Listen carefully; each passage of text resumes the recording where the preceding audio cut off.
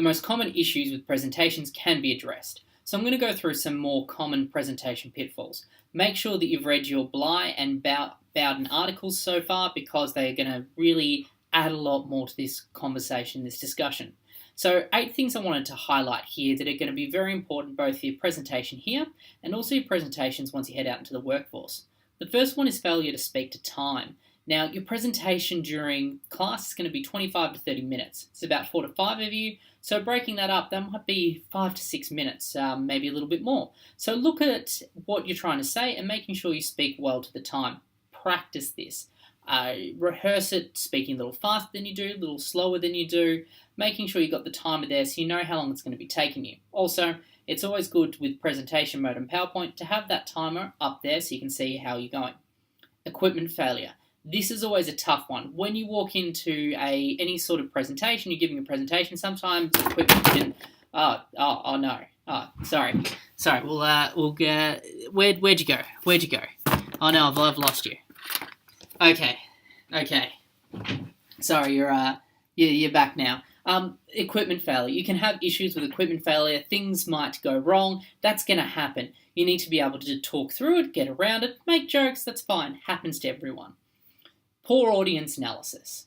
If you're walking into your audience and you're going to start talking about molecular biology, you've got to hope that your audience understands molecular biology, or you're able to get them to that sort of level.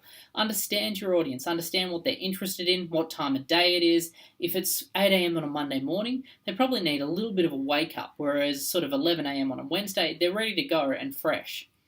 Inappropriate pace. So 2 things here. 1, you could be talking really quickly and no one will understand what you're going to say. Therefore, a lot of major points are being lost. At the same time, if you're talking really slowly, people are going to fall asleep. Make sure you pick up a good happy medium there. Distracting mannerisms. You can think of plenty of those that might come up. Disinterested speaker.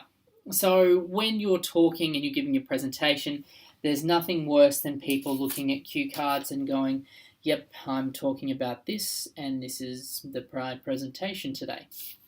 Make sure what you're saying is you're interested in what you're saying. Really, one of the things that Bowden talks about is being an expert and wanting to speak on the area. So even though at university sometimes you're going to talk about things that you don't love, bring it around. Give examples that are the sort of things that you're interested in. Inappropriate visual support. So if your presentation slides are taking away from what you're saying, or they're not contributing to what you're saying, that might be an issue there. The other thing is information overload. Think about those lectures where it's nothing but size 12 font, lots of words up on there on the slide. You don't want to give them too much information. You want them to have the main points there, and that's what you need to focus on.